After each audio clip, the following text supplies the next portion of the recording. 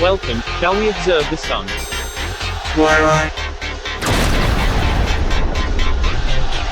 Far side sunspots. Right now, there are sunspots on the far side of the sun so big they are affecting the way the sun vibrates.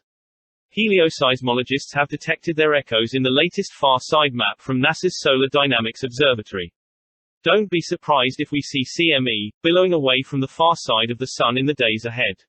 Here we see the flares that have occurred the last 3 days, and on May the 30th there were 2 flares observed in the C-class zone range.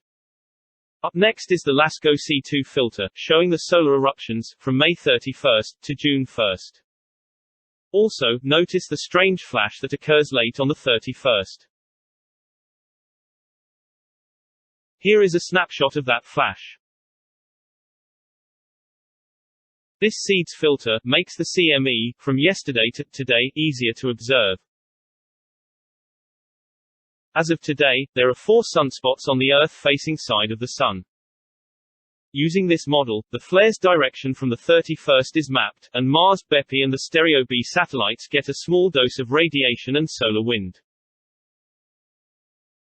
Speaking of solar wind, tomorrow, the Earth gets a slight increase of solar wind, in the form of higher plasma density. And on the 4th the solar wind velocity increases.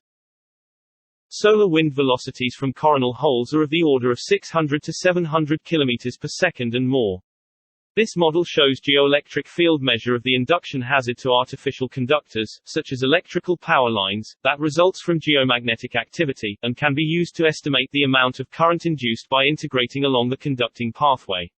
Today the geoelectric field goes no higher than 10 megavolts per kilometer.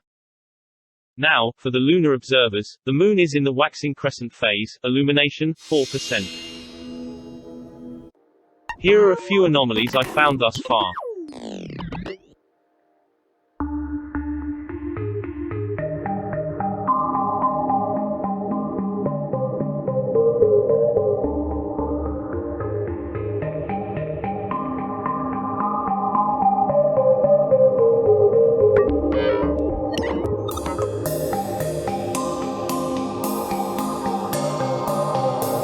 This is the position of the planets today. And as always, sit back, relax, and let me keep my eye on the sun for you.